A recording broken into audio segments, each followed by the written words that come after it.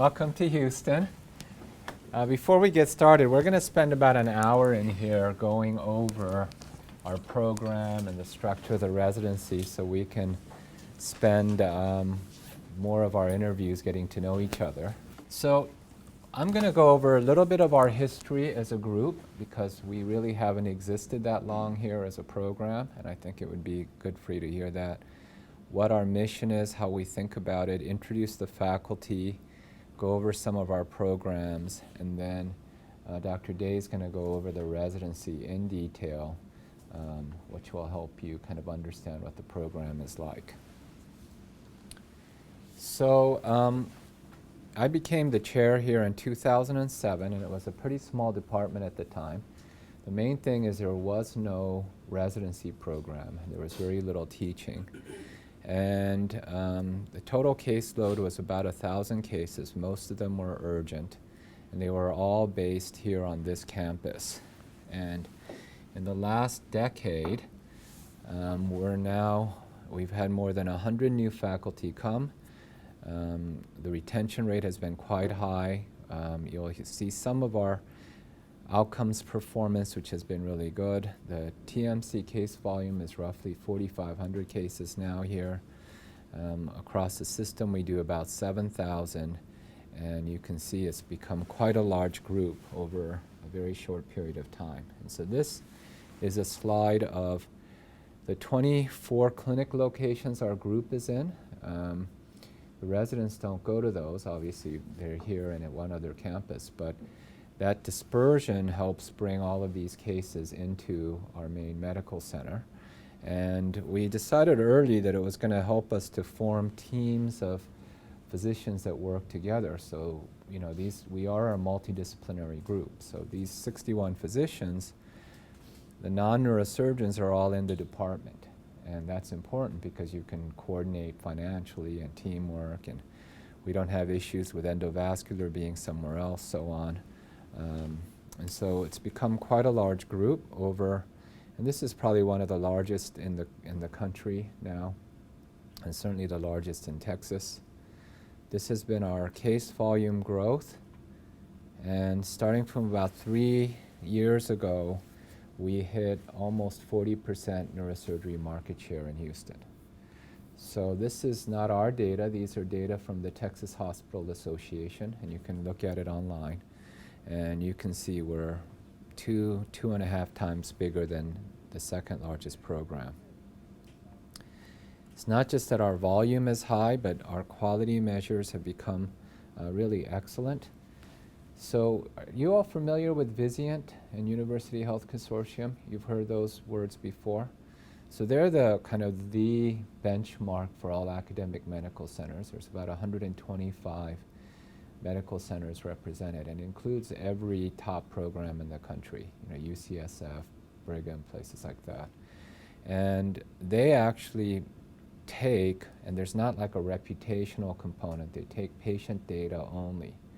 And the way they do it is they classify it into what is expected, so that's your risk stratification, and then what you observe. So you may have a patient come into your hospital that is expected to die. It's an 89-year-old with a big stroke, then that mortality expected is 1. If the patient dies, then you're at 1, but if you have somebody who's a 23-year-old elective spine patient come in, their expected mortality should be 0, and if that patient dies, then that's an issue. So that's how you do it. You observe the actual mortality, and then what you expected. And we didn't start out so great. We were actually like 112 out of 120 programs at that time, but you can see how much it's dropped. And these are older data, but actually more recently it's even been lower. So for each patient that is expected to die at our hospital, only one for each 2, only 1 will actually die or less. So this is ranked across the country, and we've been anywhere from 3 to 6 to 9 in the last 4 or 5 years nationally. Infections, everything we track, and I've got a lot of quality data, but this is just a highlight. So what about our education programs? I'm going to go through the history in a little bit of detail because it's unusual. So we were approved to be a one-a-year program in 2008 in January, and so it was too late for us to go through the match. And the way the RRC and ACGME works is when you get a complement of 7, which is what we got on probation, it doesn't specify what years they have to be. So you could, in theory, match 7 residents in 1 year, wait till they all graduate and match 7 residents again. So we didn't quite do that, but we started taking 2 residents a year early because we thought we're going to be large enough to be a 2 resident a year program fairly soon. So the first 3 years in a row, we took 2 residents, and we were getting close to our complement limit, and then we applied to go to 2 a year, and that was granted in 2010, which was pretty unprecedented. I don't think any program's gone from 1 to 2 that quickly. Dr. Day became the program director around that time, and he's done a really fabulous job of the residency, as you'll see. And then we started taking 3 residents a year in 16 after we were granted a 3-2, and then now we're a 3 resident a year program. And so what we've done is just fill in people from below. When we had an increase in complement, we did not bring in a lot of transfer residents because, I think transfer residents can be problematic, but we also wanted our residents to go through the entire program as we've devised. So we're not quite at 21, as you'll see. We have 3 residents a year right now at our PGY4s, and above that it's 2. But in the next 3 years, then we'll be at our full complement. We do not expect to go to 4 residents a year. I think at some point there's too much dilution. You don't spend enough time with the residents. I've heard some jokes among the faculty at 4 resident a year programs that they actually have to look at the name tag when they see a resident to see. I know that's a joke, but you need some level of intimacy. So we feel like 3 residents is just right. We also spend a lot of time with medical students, and our residents are expected to be teachers as well as learners. And we started rotations, and as you'll see, almost 1 in 3 UT Houston medical students now rotate with us in neurosurgery, which is a very large number. We have a lot of fellowship programs to be recognized as a real fellowship now. It has to be CAST approved. I think you're aware of what CAST is. It's the Committee for Advanced Surgical Training. Dr. Day led that for the national organizations for many years.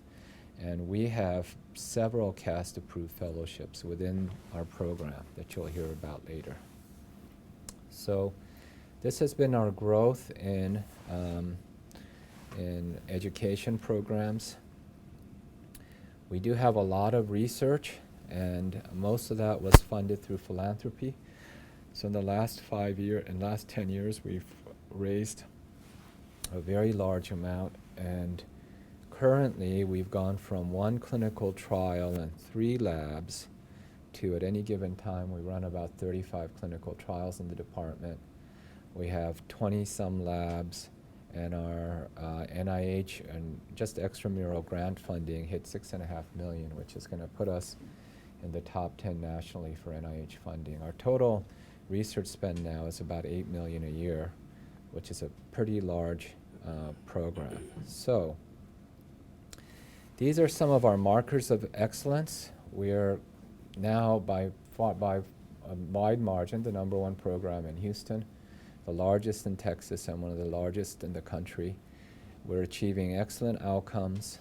We've got major research programs. We're getting national recognition in terms of our ranking in UHC, NIH funding. We also became a Walmart Spine Center of Excellence about 3 years ago.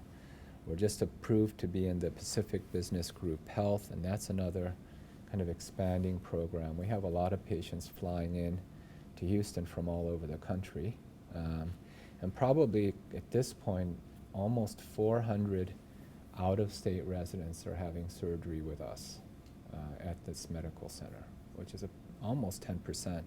And then if you count people coming from San Antonio, Austin, other parts of Texas, that increases quite a bit.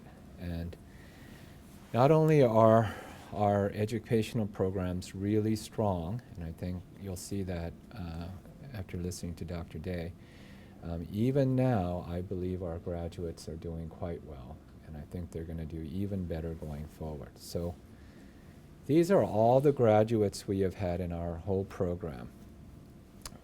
The first two gentlemen we took outside the match the first year because, like I said, we were too late for the match. Joshua was a very smart, driven, excellent young medical student who is from Mexico, and he wanted to train in the U.S., and he was a fellow at the Brigham and Women's where Dr. Day and I were, and we got to know him some then. So we took him in our first class. He did exceedingly well, and we arranged a neuro-oncology fellowship for him at Sloan Kettering, and now he's on faculty here, and you'll meet him. He's doing, I think, about 300 brain tumor cases a year. He's got a lab going. He's doing exceedingly well.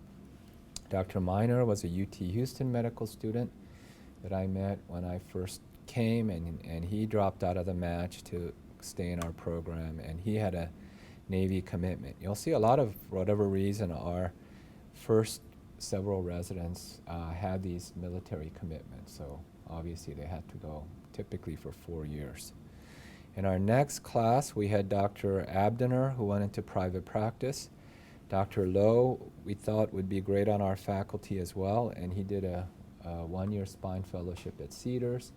And before leaving the program, we had arranged that he was going to come back and be on faculty with us.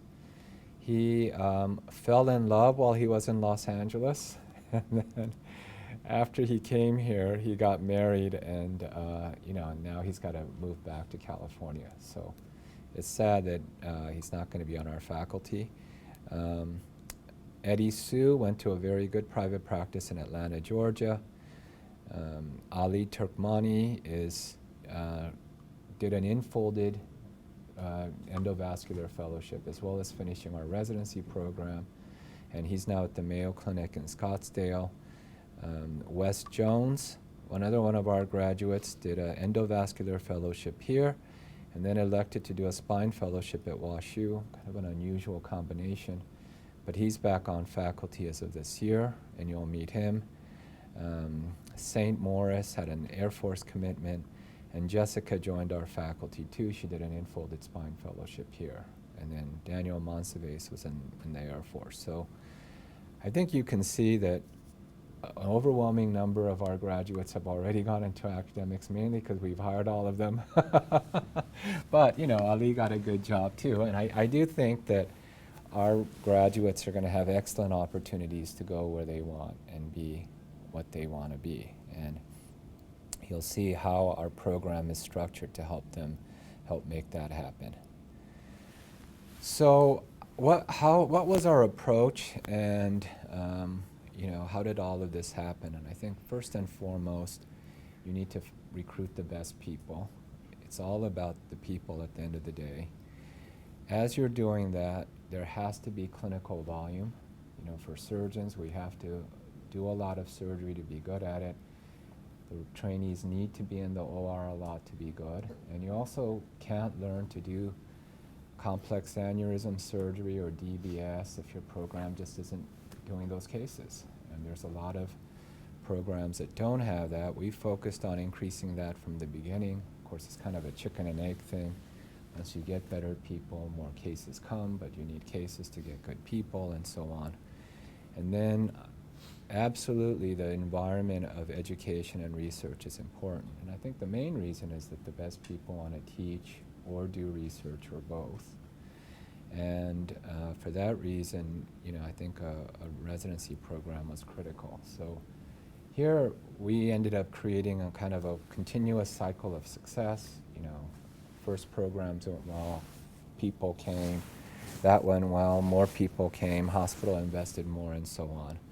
And so we're now at a kind of a much more mature place, and we're not growing so quickly, but we're continuing to grow and so on. So how do you recruit and retain the best people? And this applies to all of you as well, as you're thinking about, which is the right place for you. I think first you have to find people that believe in the goals and values of the program.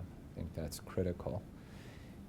For us, we've all looked for people who are interested in education or research.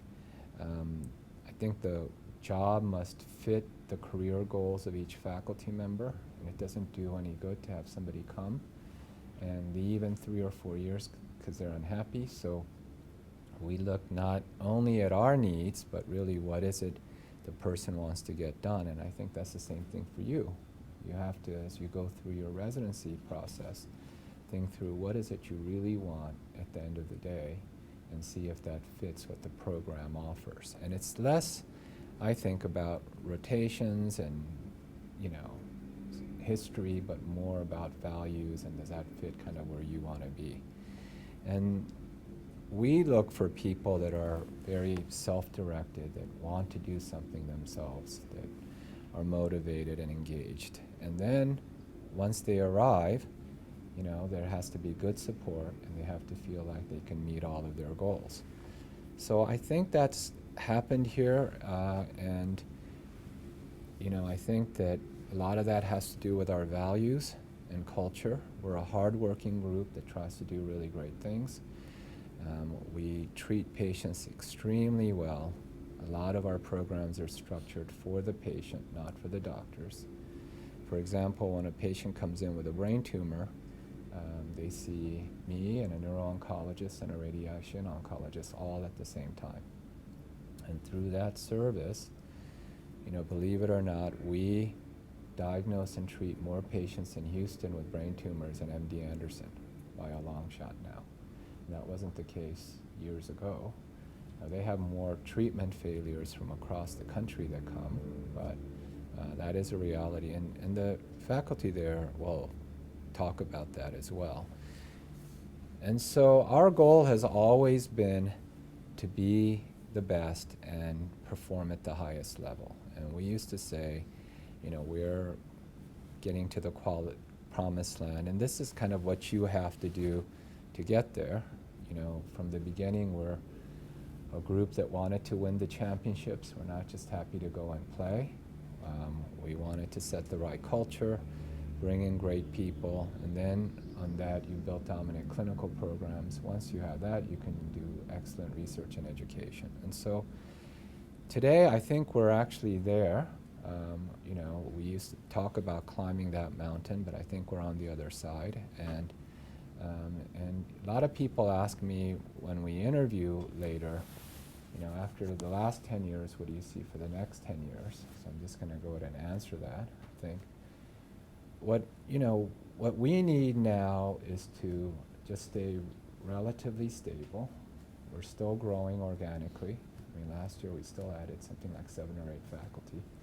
This year we'll add another 4 or 5. So it's not like it's stopping, but we're not creating whole new programs or whole new services, going to another location, all of that. And that's exciting, but it's also disruptive. Our residency had to go from 1 to 2 to 3, and the rotation schedule had to change. All of those things were a lot of kind of activity, and now I think we're at a place where things are very stable, and we just want to mature and really perform well. So that's what I'd like to see over the next 10 years. So I want to go a little bit over the medical scene in Houston and then describe to you our hospitals and the infrastructure. So Houston's the 4th largest city in the US. It's projected to overtake Chicago in the next decade or 2 because we're growing so fast here. There's 2 medical schools now and 3 residency programs. A kind of a primary care medical school is just approved at the University of Houston that'll be starting up. And there's a DO medical school that just opened up in Conroe, which is about 2 hours north of here. But for a city this size, that's not a lot of medical schools and programs and so on. It's a very competitive city with lots of neurosurgeons and spine surgeons, but interestingly, a lot of solo practitioners still here in Houston. And we are, and UT Physicians, of which we're part of, is by far the largest physician group. And there's somewhere between 1,000 and 1,600 doctors and UT physicians, depending on who's counting and how you count. There's many large hospital systems. Memorial Hermann is barely the largest, it's something like 24% of market share. HCA is at about 23% as number 2, and so on. There's only 2 level 1 trauma centers in this whole city, and they're sitting right next to each other at the TMC. It's quite an anomaly, but that's what it is.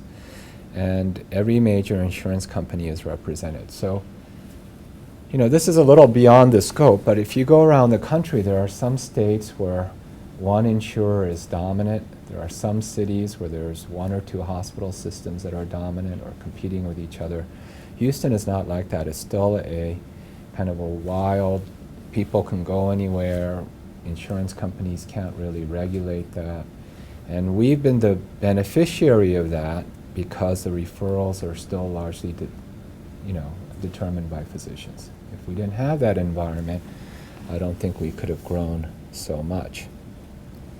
So this is the Memorial Hermann healthcare system. There's 17 hospitals, of which we practice at 6 or 7, and you guys only go to 2, okay? The main campus is here. It's adjoined to the UT Houston Medical School, as you'll see. And within this campus is the Mischer Neuroscience Institute, which was initially endowed in 2005. And I was initially recruited to be the director of that. That's when the process started. And currently, we run 141 neuroscience beds on this campus. We have 38 neuro-ICU beds on this campus. And if you look at all the campuses where we have neuro-ICU programs, we're at close to 70. So there may be 1 or 2 other groups that run that number of beds, but it's not a lot. Just on this campus, we run 9 ORs and INR suites every day. And that's going to have to expand because we've been quite socked in recently. And all of the advanced technologies are here. Children's program, we have a good pediatric neurosurgery program with 3 faculty. They have about 40% market share in Houston, so they do close to 500 surgeries. The good thing about that program is that it's a separate hospital, but it's just a separate tower in the same medical complex. So you'll see that for things like covering call and so on, that's very convenient. And then the only other place our residents go to now, and they'll be spending 4 months as a PGY4 and 4 months as a PGY6, is Southwest Memorial. So we started that several years ago, mainly because it felt like our residents didn't have a place to go where they could be like the attending or really run a service. And I had that when I was a resident. You know, we were at the San Francisco General, which was largely our hospital. And, you know, here all the attendings are crawling all over the place. So it's nice to be kind of away from that. And so we found, you know, Southwest Memorial. The good thing is it's not a county hospital that's undersupplied, all those kind of things. It's part of our hospital system, but we did not have a neurosurgery program there. It is in a relatively poor part of Houston, so the payer mix is not good and so on. But that's also a positive because, you know, we're caring for all kinds of different patients and we don't want to just limit it to people that can come here. So we started by putting an ICU team there, and then once that got established, we hired Dr. Cochran, who you'll meet as the first attending. He was our vascular fellow. And then now Wes Jones is there. This year we're going to add a 3rd attending. So it's grown from nothing to, I don't know what, probably about 800-900 surgeries a year already, which is about the volume of many small programs. And so currently we have a endovascular fellow going there. We have a neuro-ICU fellow. We have an ICU attending. We have 2 neurosurgeons. It's going to be 3 neurosurgeons soon. So it's a nice bona fide hospital, but you can ask our residents about it. They really love being out there. It's kind of their service to run. The kind of pathology that comes in is very different from here. The patients tend to be sicker, have been neglected longer, and I think it's becoming a great part of our program. And I think the other thing that's unusual is that we've got all of these different areas of neuroscience care all in one department. So I'm going to just start going through just pictures of our faculty that you'll meet. You'll meet some of them, not all of them, but so you'll know their names and faces. And this is our, and they're roughly grouped for specialty. Spine, epilepsy, brain tumor, ICU, pediatrics, and so on. I'm going to talk a little bit about our research. We have 20-some labs now, and I went through some of these data before. I think an important thing is that we just got an F-25 grant from the NIH. I don't know if you're familiar with that, but it's an internal training grant that comes to programs where we can designate our residents as being a recipient. And that's a very prestigious award that allows you to increases your chances of getting a K grant, which then helps set you up for other grants down the road. We've had many significant investments in research infrastructure, which I'm not going to go into too much detail, but we have a strong biobank. We have a clinical data system that allows our residents and faculty to do case reviews or pull patient data without having to go through individual charts, because it's all in a digitized format. And we have a fair amount of support for statistics and so on. So we do allow our residents to look at any lab in Houston for their research here. Because there is some activity here, we don't, unless it's something extraordinary, let people go outside of Houston, but anything in Houston is available. So this is our IQ unit is what we call it, and we have a lot of different types of people facilitating research, things like regulatory compliance and so on, so that our faculty and residents don't have to do that.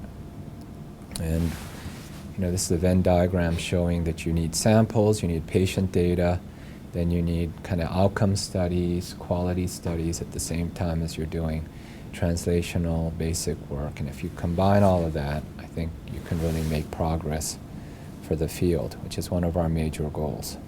So currently we have almost 10,000 samples available for research, and this is our schedule. We take this very seriously, and starting from the PGY3, start meeting with the four of us 4 times a year to start to lay out, you know, what you like, what you don't like, where you see your career going.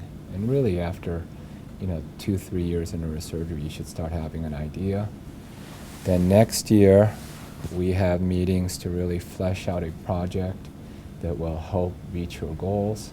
You have to write a grant application at this point, which further solidifies your thinking, and then this is your actual research year. It's a PGY 5 year.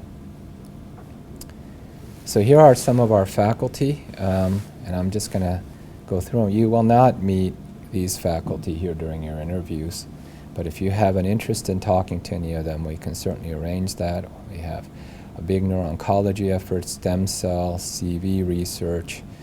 Epilepsy is just developed into a whole new institute. We recruited a top neurologist, epileptologist, and a bioinformatics person, and they're hiring something like 5 new research faculty, of which Dr. Seymour is the first. We have an excellent statistician, and so on.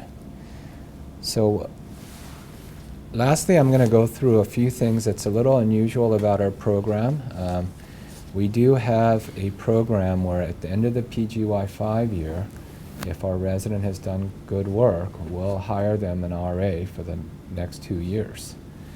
Now, once you come out on faculty, if academics is your goal, you have to kind of do your clinical work and run a research program on the side. And you might as well learn that as a resident. The other thing is that a lot of projects take years to come to fruition, you know, so you have that one full year, but it needs time to mature and so on.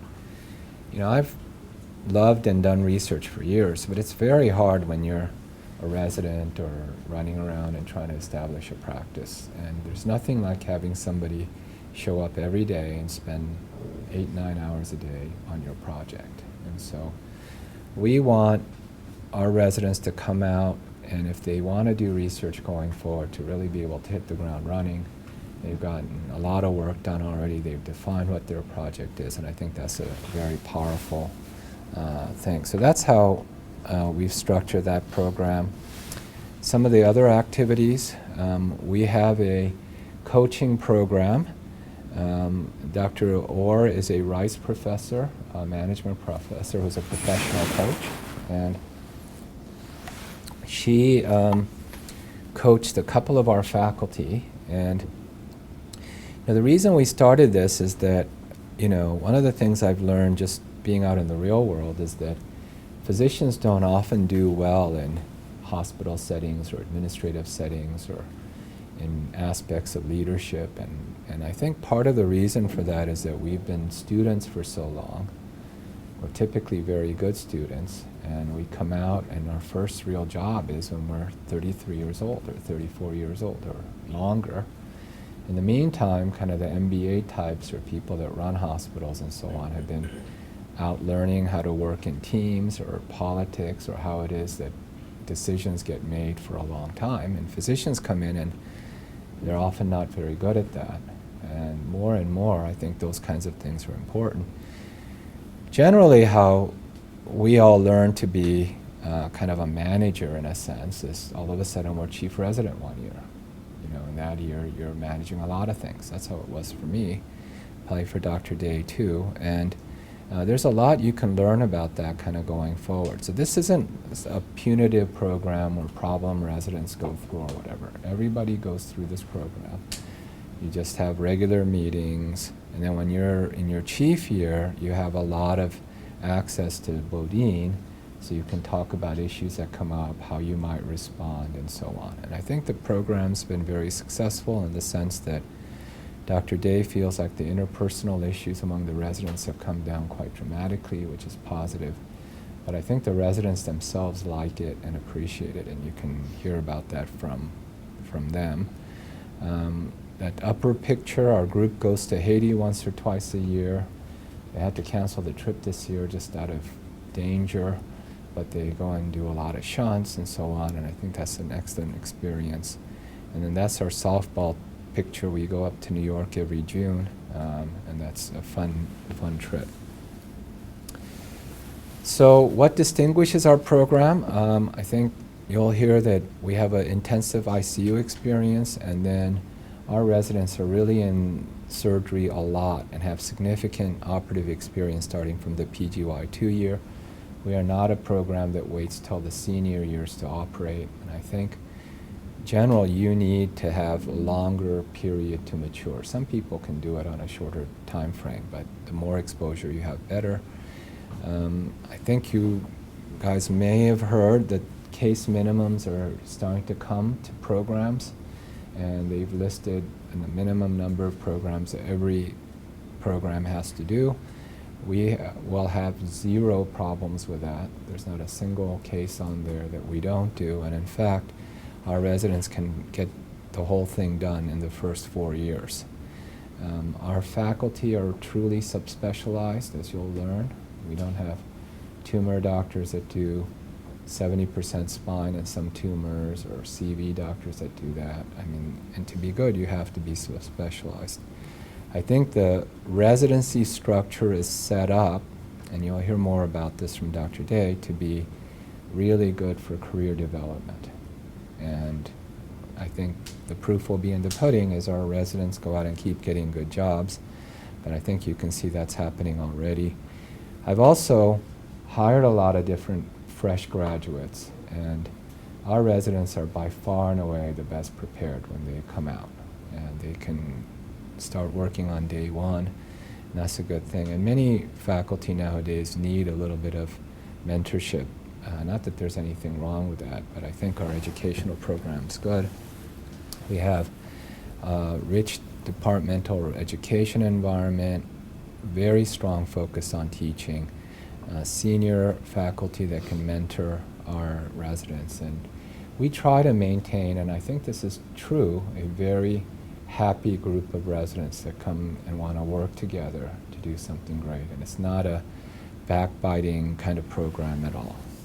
So with my last slide, I want to talk about kind of what we want our residents to learn. And another question I get a lot is, what are we looking for in our applicants? So I think this is kind of the same thing, and I'm going to lump that. I think we want people that want to be really great doctors and surgeons. You know, not just I want to get trained and go out into practice. We want each of our residents to come out and have been exposed to everything and pick what's right for them.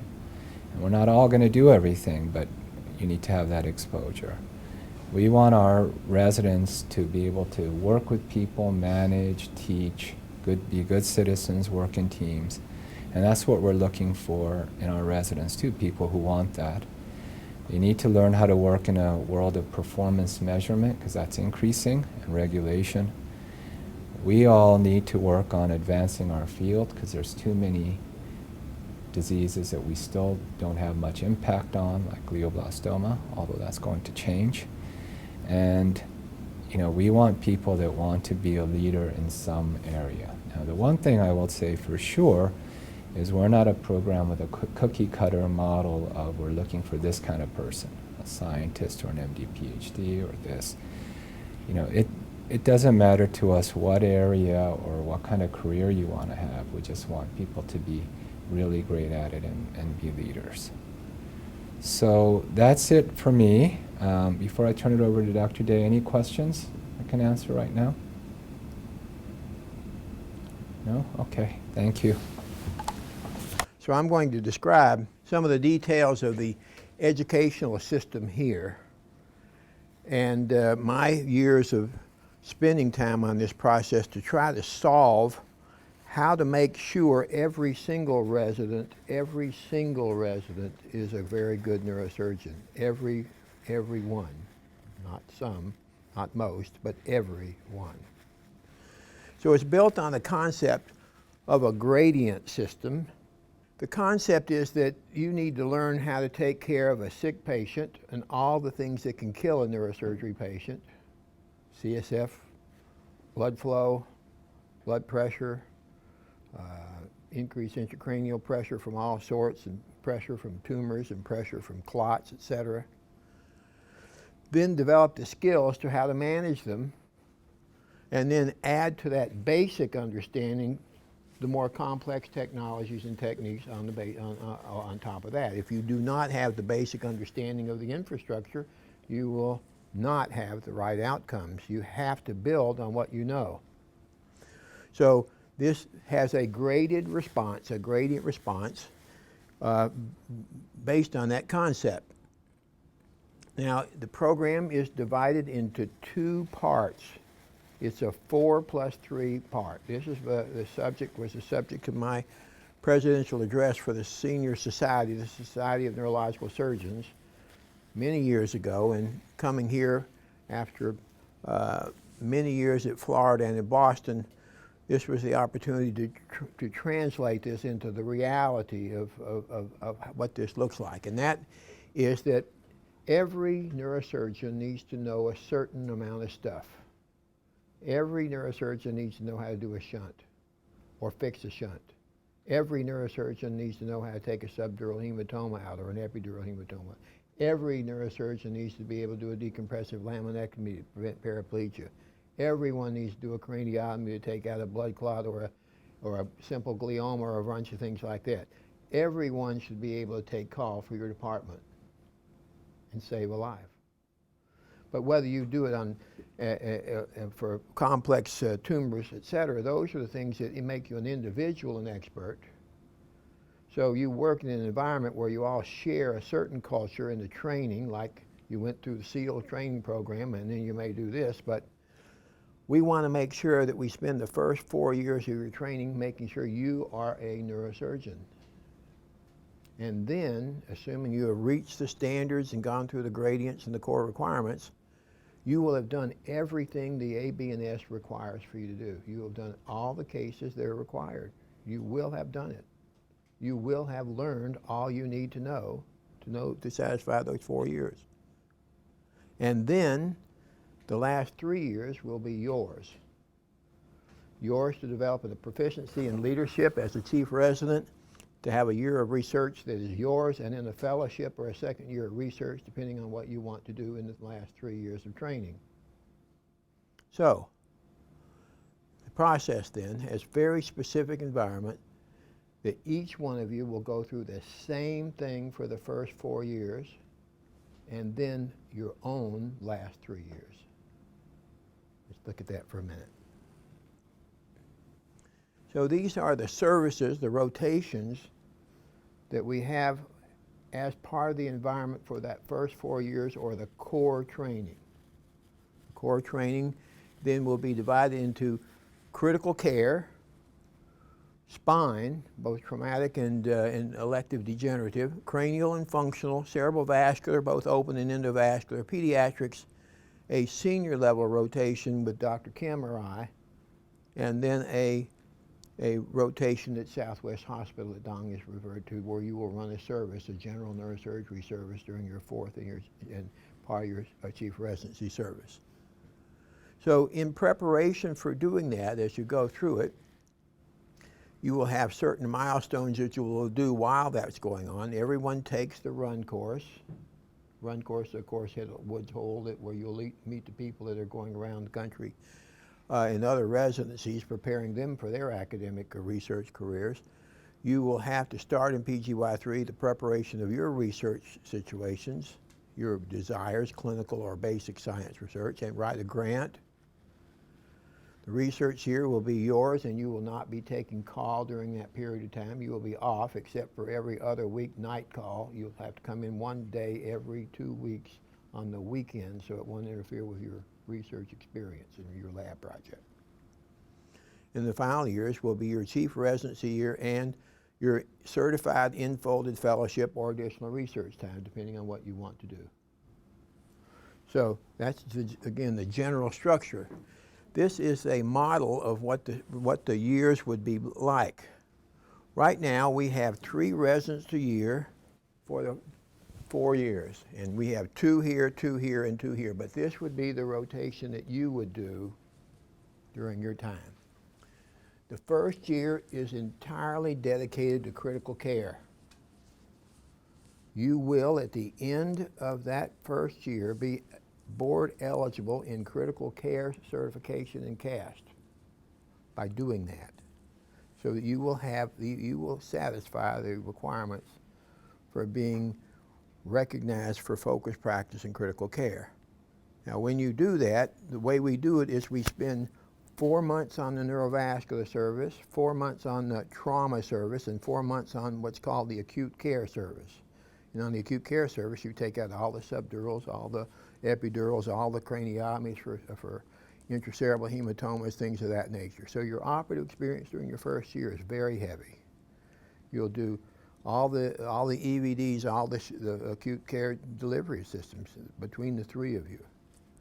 So your operative case log and your facility with doing all the things that save a life.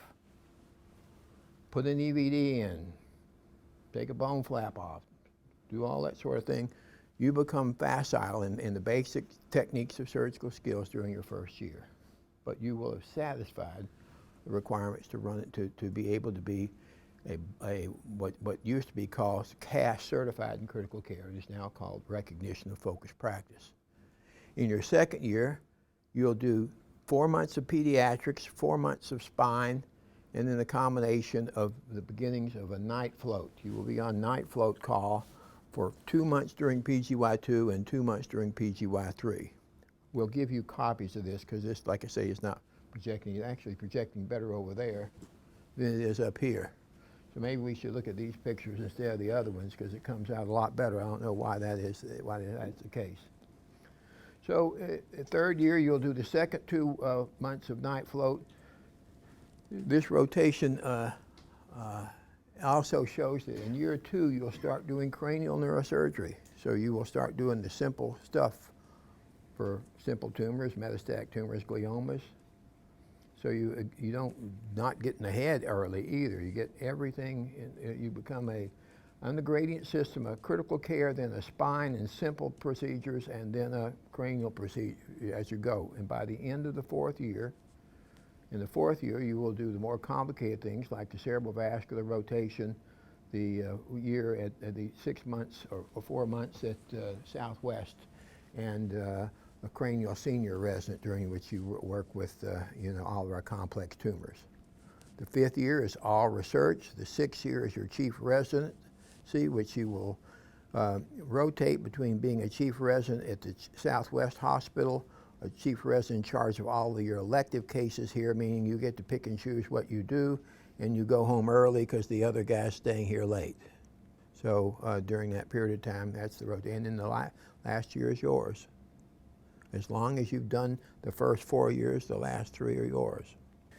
This is our board score rates. Now, it is impossible, I don't know how this came out, it's impossible for more than 100% of the residents to pass the boards.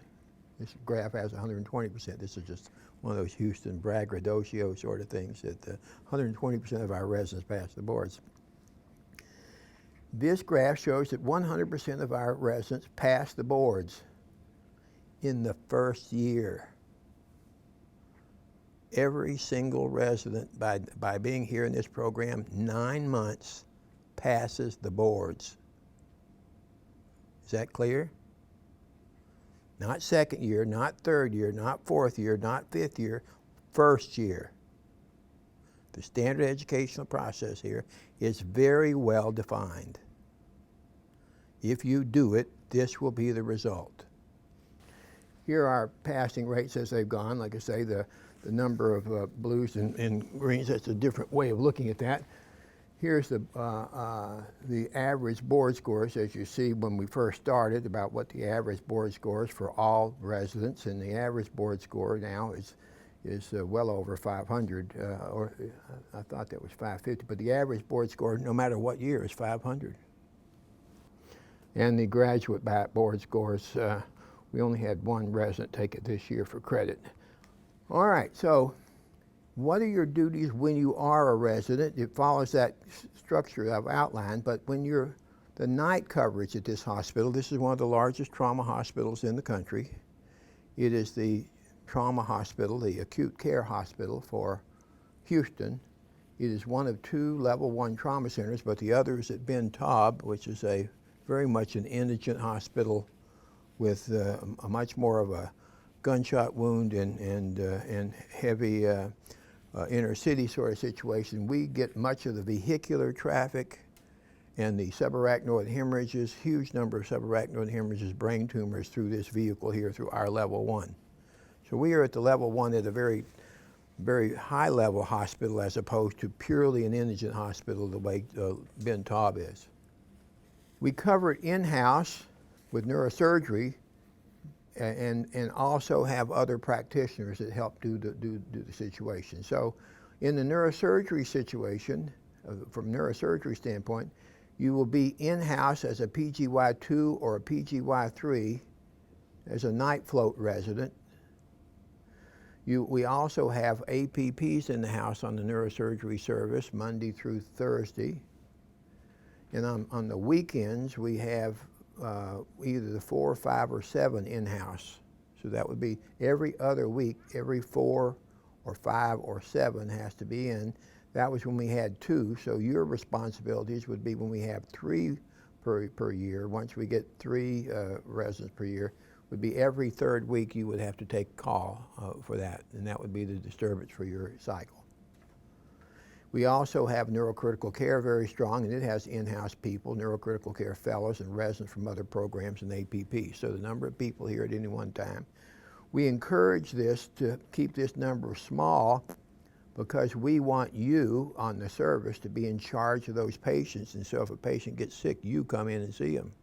They're here for you, but we want you to be the doctor. We don't want you to find out in the morning what happened to your patient last night. We want you to have the continuity of care for that patient. But these are the people in-house to help you do it.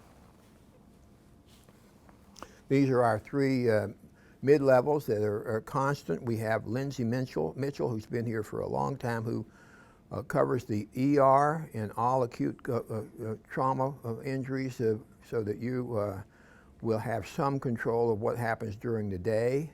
Prima Joseph works on the vascular and skull-based group service to allow that transition from the ICU to the floor to discharge. And then Makis Abrams Tiragassis is our nighttime PA who works with you Monday through Thursday when you're the PGY 2 or 3. He's a superb guy, been here for years, who helps you run the hospital in the middle of the night. The conference schedule, the educational outcomes of this are centered around the conference schedules. We have a conference every morning, 7 o'clock.